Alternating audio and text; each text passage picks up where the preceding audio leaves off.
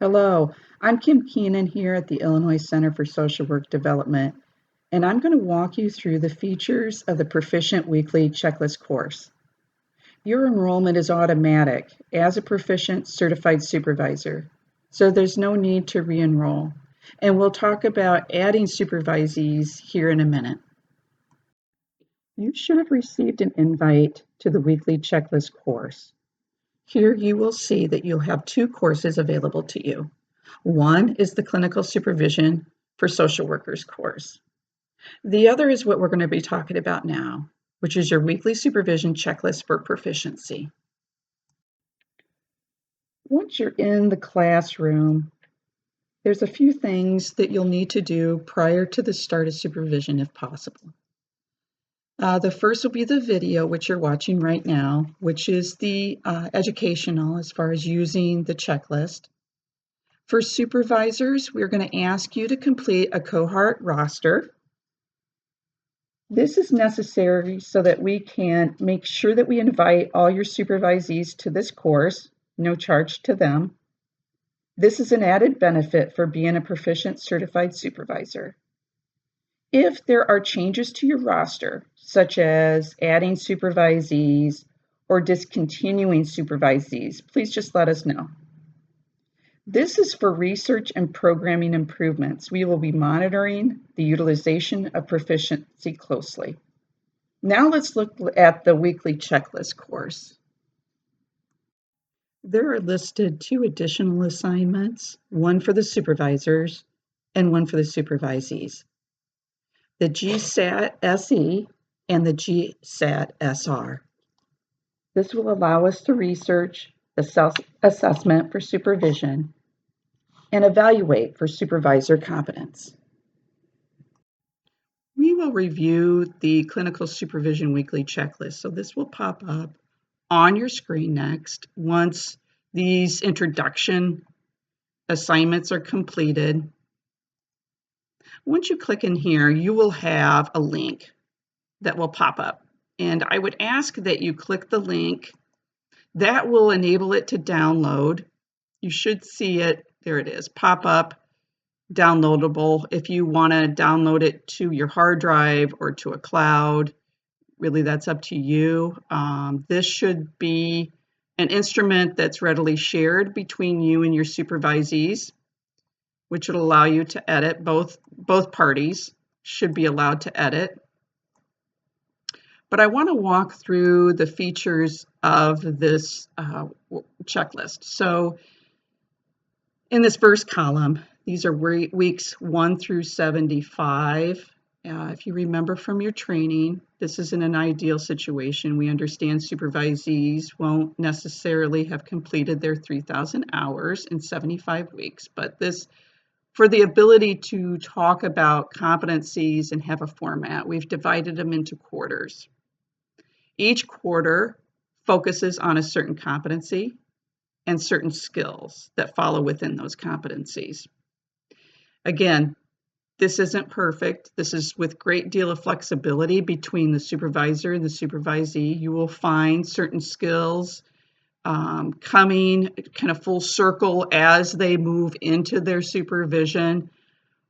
So feel free to move around. The only thing that you won't be able to move around, or I'd ask that you don't, is with the supervisees' review of modules, because then that allows them to understand what these competencies are, what pieces of the competency they have yet to work on. It helps elevate their learning, and it helps them to prepare for the exam as well. But really, we're talking about the elevation of skill and development. So this second column, this is where all the competencies and then the skills will follow, and you'll see these. So we'll go through an example of this so that you can see it. This will tell you the skills. The next column are modules reviewed. So each skill for the week. So if we go through week 1, quarter 1, all right. Week 1, competency demonstrates ethical and professional behaviors. Well, what's the skill? Well, the skill would be, what are the ethics by applying the standards of the NASW Code of Ethics? The modules you will find, and I'll show you here in a minute, each week has a learning module that we encourage all supervisees to review. It takes, depending on the module, somewhere between 20 and 40 minutes a week. We're not talking a lot of time. Here is where you would ask your supervisees to mark off for that week, was it reviewed or was it not? And they would just click on, okay? This is where, in the next column, is their weekly hours. So you can do this one of two ways. Some supervisors prefer that they track hours between themselves and their supervisees. Others prefer the supervisees to place their total hours here, their total clinical hours. This column then can be used to accumulate these hours so that you should have a running track of how many hours clinical hours have been accumulated up to date. I would ask that supervision dates be tracked by the supervisor, so I would place the actual date here. The practice test exams, like we said, there is no pass or fail. It's for learning. So what I would do is I would ask that your supervisees place their exam scores, or you can even put in text here if there are issues with the exams that they felt were areas that they need further development. You might want to place them here as well. What you'll see here, though, is that with each week, there'll be certain skills that they'll be working on with a module attached. Your ability to track weekly supervision hours, the date that they received supervision, and then at the end of the quarter is when the exams actually come through. So there'll be test questions in some of these modules all along the way. So I'm going to show you a module, and so then you can see how this all kind of wraps around. Each quarter will be listed in their drop downs in their assignments. And so you will see quarter one, we'll just go through quarter one as an example, demonstrates ethical and professional behaviors. And then you'll see all of these drop downs. Now, I would say one easy way to look at it is competency one. So quarter one, it's all under the same competency. Skill one, skill two, skill three, and so forth are based on weeks. So skill one would be week one, skill two, week two. You see what I mean? So let's go ahead and click on competency one, skill one. They will see an uploaded PDF. So what I would suggest is that they go ahead and download.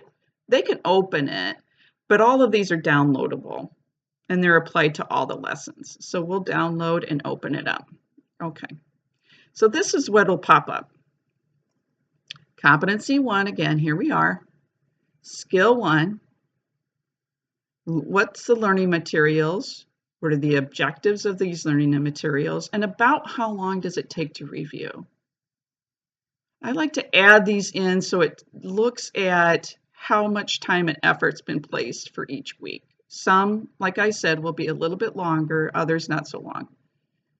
So with skill one, makes ethical decisions by applying the standards of the NASW Code of Ethics, relevant laws and regulations, models for ethical decision making, ethical conduct of research, and additional codes of ethics as appropriate to the context. The learning modules, the first being a video, social work shorts, 6 ethical core values by agents of change. As with all materials shared, these will be referenced and cited in your syllabus and in your main manual. What are the objectives? Well, it's to review the Code of Ethics.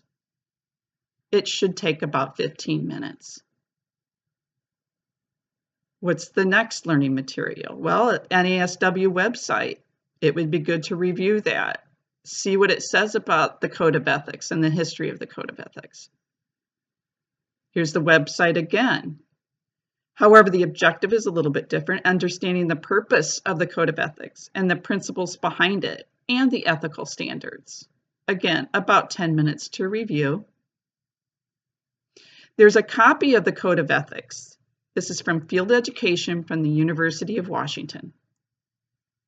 This should give you a full review of the NASW Code of Ethics, readily available to you.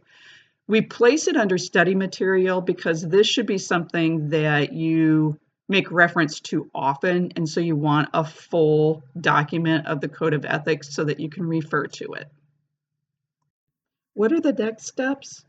One, you'll be asked to complete a post-GSAT SE or GSAT SR, depending on if you're a supervisor or a supervisee. If you are a clinical supervisor and are interested in joining our clinical supervision suite, please check out the video on the suite and ways in which you can get involved. This video is located in your Proficient course as well as our main website. If you have any questions at all throughout any of this or concerns, please let us know by contacting me directly. Thank you, and we look forward to working with you.